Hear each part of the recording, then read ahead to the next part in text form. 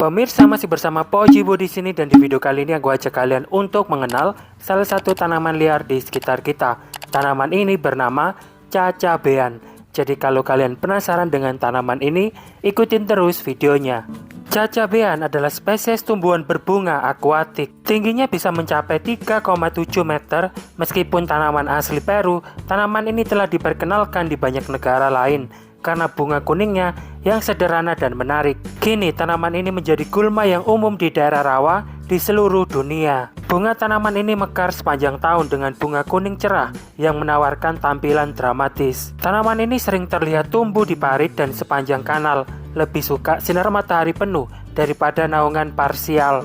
Spesies tanaman ini telah dibudidayakan sebagai tanaman hias taman di masa lalu. Tanaman ini dinaturalisasi secara lokal di distrik pesisir di tengah New South Wales. Juga dinaturalisasi di luar negeri seperti di India Tenggara, Sri Lanka, Indonesia, Amerika Tenggara, yaitu Texas, Louisiana, Alabama, Florida, Georgia, dan North Carolina, serta Polinesia, Prancis. Habitat tanaman ini di daerah beriklim hangat, subtropis dan tropis yang biasanya ditemukan di lahan basah, rawa, rawa-rawa, dan di sepanjang tepi laguna, serta aliran air yang bergerak lambat. Terkadang juga mengambang di permukaan air.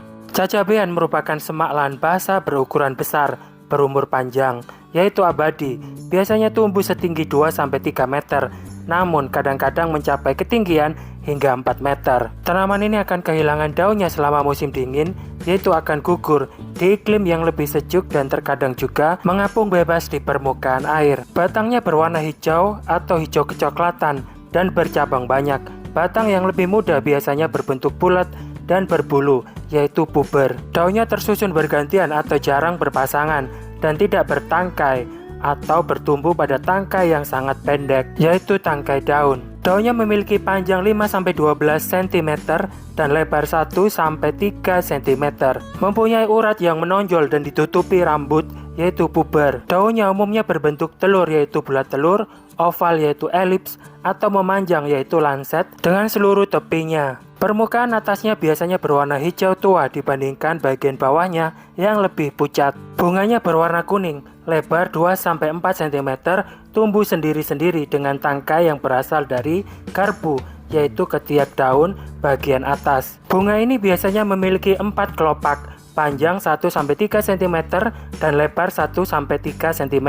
Tetapi kadang-kadang terdapat 5 atau 6 kelopak. Bunganya juga memiliki 4 sepal hijau besar yang persisten dan berubah warna menjadi kemerahan saat buah mulai matang. Pembungaan sebagian besar terjadi pada akhir musim panas dan musim gugur. Sementara buahnya berwarna kemerahan atau kecoklatan, berbentuk kapsul tegak, bersudut 4 dan agak memanjang. Panjangnya 10-25 mm dan lebar 6-10 mm.